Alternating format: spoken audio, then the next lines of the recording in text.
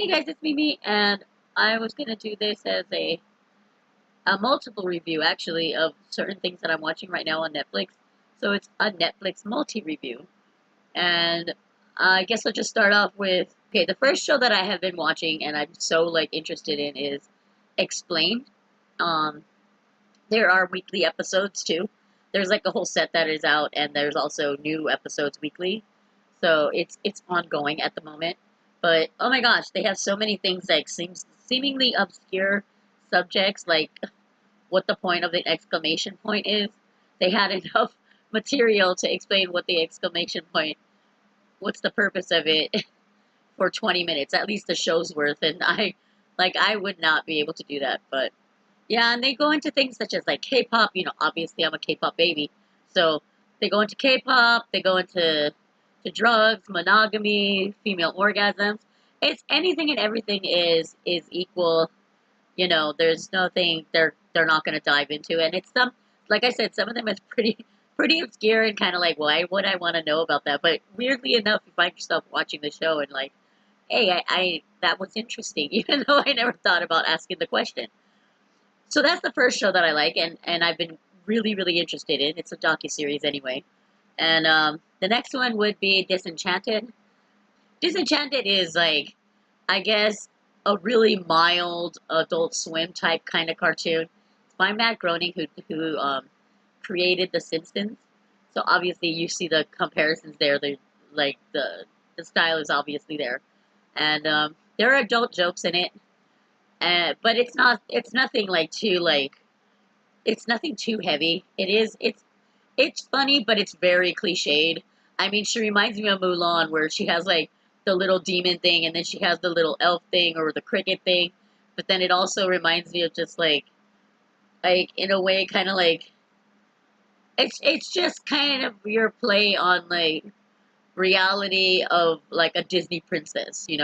She's stuck under her dad's rule, and whatever he says goes only, and she's basically your like cliched rebel. Like she's a drunk, she's a fuck up, she doesn't care, and like she wants to rebel against her dad any chance she gets. And she meets a friend in this little demon and an elf, and the elf falls in love with her. Okay, that's pretty obvious. Like you don't even need to know what happens at the end to know that this elf has fallen in love with her like early on in the story. And the little demon thing is always like it's kind of like the good and bad, the bad side of you saying, "Hey, do this, do that," or whatever, right? Yeah, well, he's an actual manifestation of that, and he's voiced by Eric Andre. And if you know anything about Eric Andre, he has his own show. He's obviously not for everybody, but he does have his own show on Adult Swim. So yeah, he's voiced in here. So if you guys want to watch some adult humored animation cartoon, yeah, it's perfect. It's all right. I mean, I fell asleep because I did kind of binge it. I fell asleep through like 3 or 4 episodes. Sorry, but it really didn't matter. Not much of the story was different, and I managed to get to the very end of it. So um, that's what I've been watching.